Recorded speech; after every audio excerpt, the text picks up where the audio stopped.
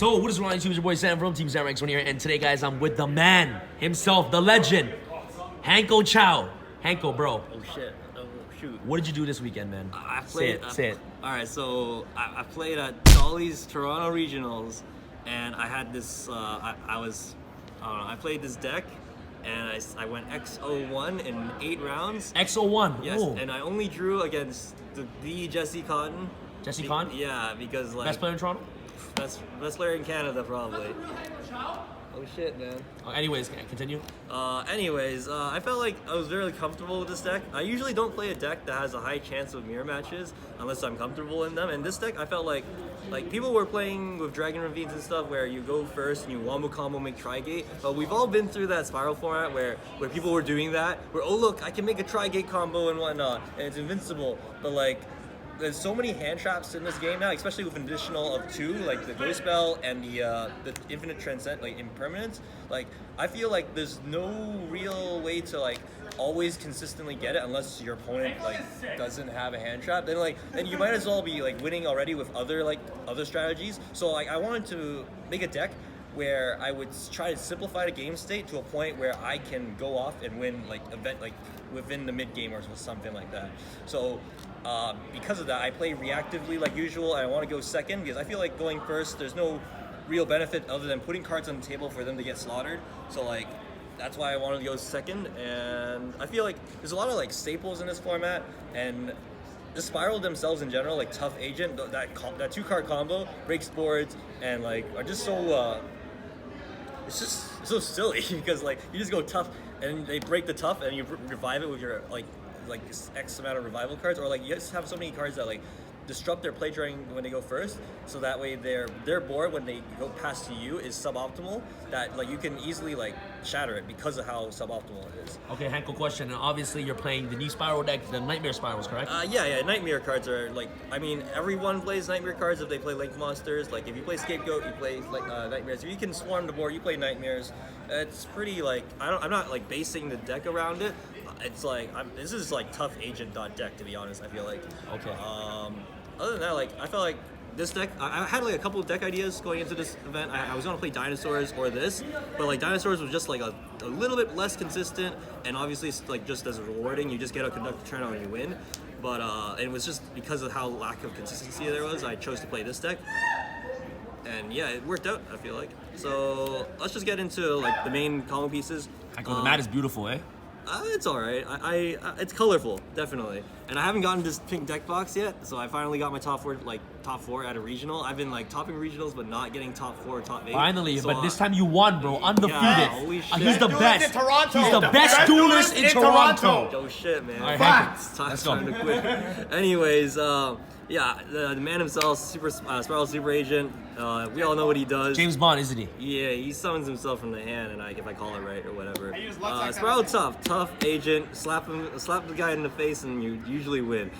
And you don't have the outs, the helix. Yeah, there's just too much. It's just 2-card combo that gets you so much advantage. Like Goki's, there's this deck that's running around right now that has a lot more consistency, but they don't have enough like pressure going second, I feel like. So that's why I chose to play this deck. It's just, I feel like this deck can break boards because of how they have like removal. If you don't have like removal, I feel like you're just creating wind pressure, and your opponent, if you're smart, they would know when to stop you. So anyway, the 1-out spirals, Sleeper, the Dark Arm Dragon himself, Master Plan, you know, +3. That's pretty broken. Quick Fix is Plague Spreader, but like infinite amount of times apparently, but not really.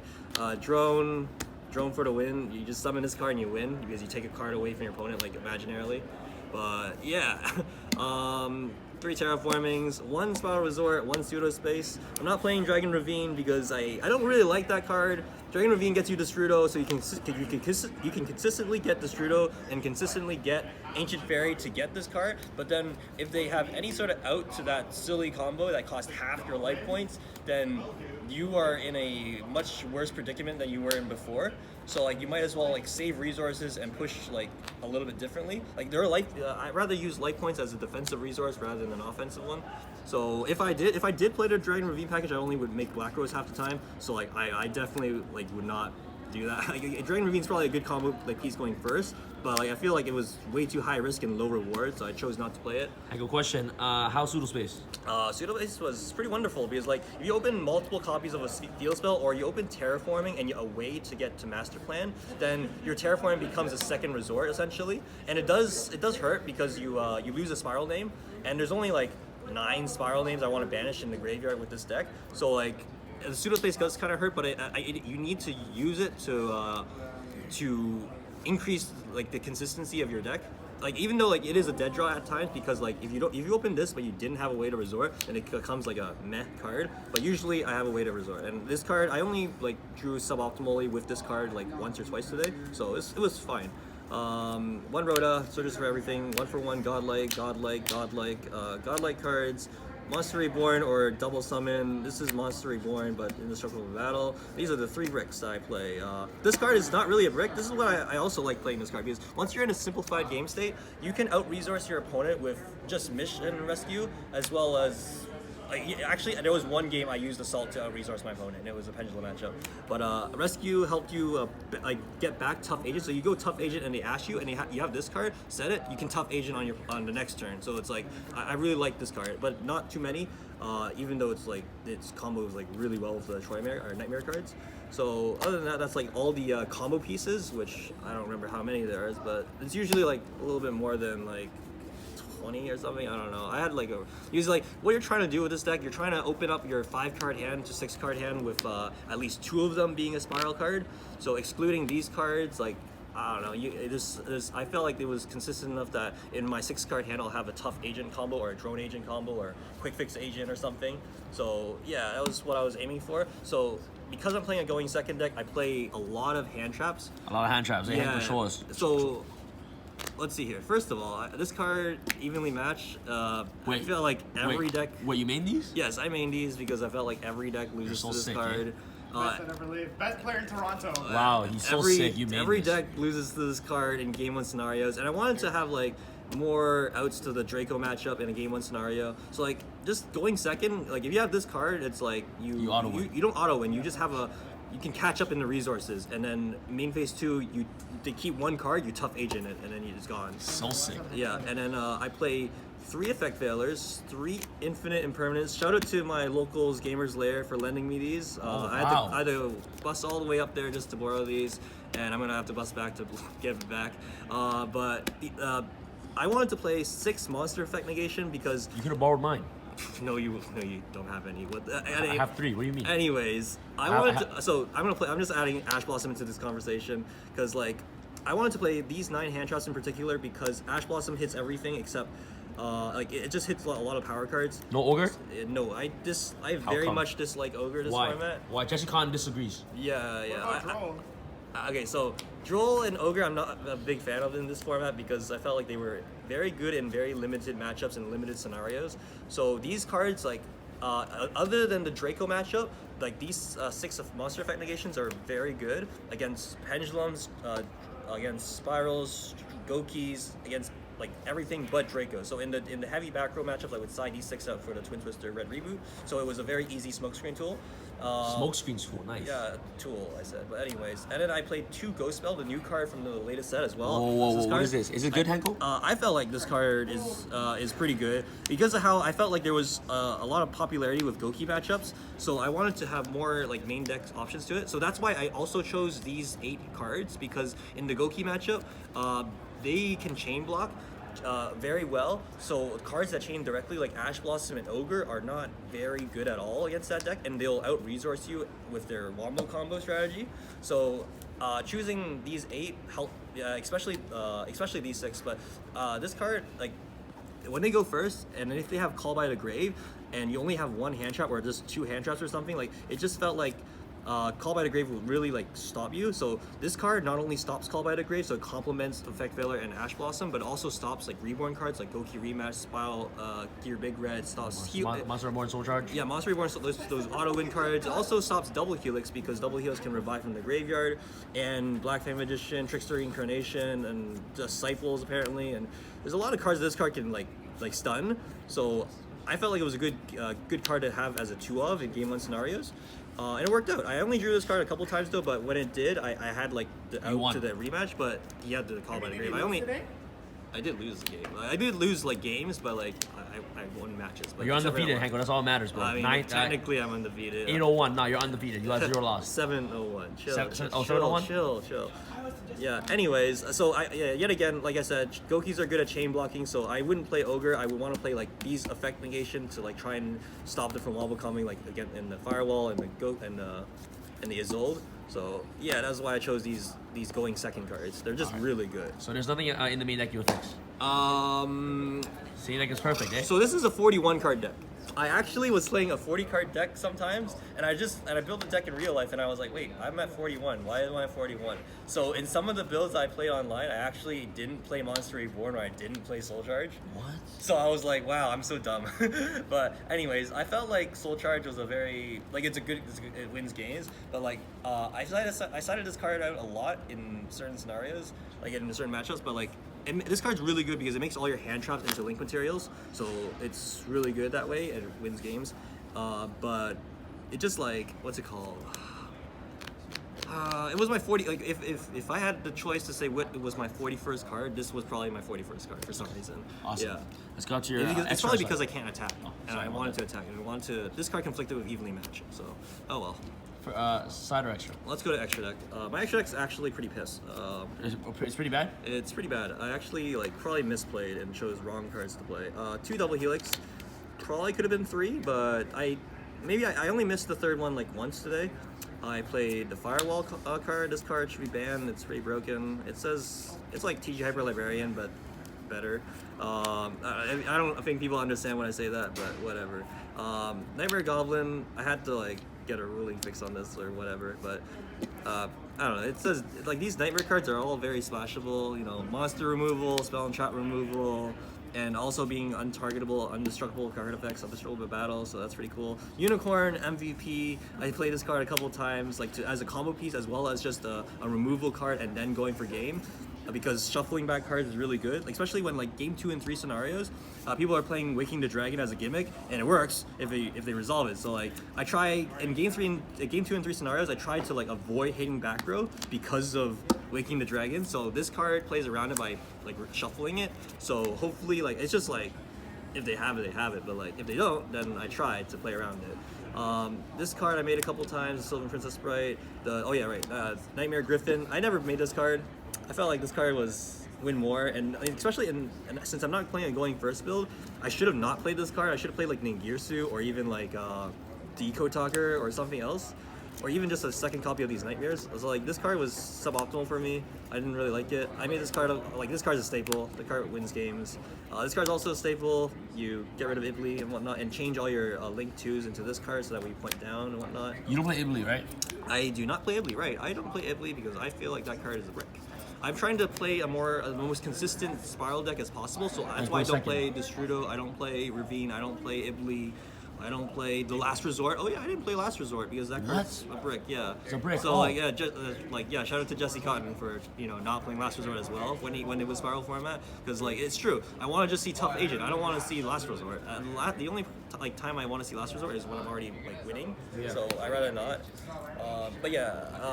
What's it called? I play Link Crevo because there's like this combo where you make Firewall and you summon a level 1 and you turn it into Link Crevo and then you can summon another card or whatever. Underclock was like these 3 cards here were like my last decisions. I chose to still play Electromite. Black Rose was like if I have Reborn and like a level 4, it would be like the most optimal play. And I haven't summoned it, so like these 2 cards are kind of like my regret cards, because like I probably, and as well as the Griffin, I could have probably played Ningirsu to out Warlords. I could have played like more Ghost Reaper targets most likely, like Hexia, Totally Awesome, and Omegas most likely. So yeah, that's my extra deck. Obviously double Helix Turbo. Let's go to your side. Sure.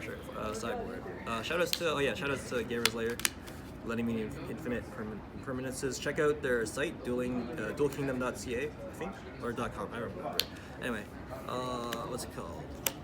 This sideboard. I feel like every sideboard in this game should be relatively the same as like as long as like heavy back row decks exist, you should be playing Red Reboot and Twin Twister. Maybe not Twin Twister, depending on your deck, because you can play Zaphion and whatnot, because Twin Twister will just lose to Waking the Dragon. But like if your deck loses to Floodgates, you need to play Twin Twister to remove the Floodgates. Like you have to play reactively with this card, not aggressively, essentially.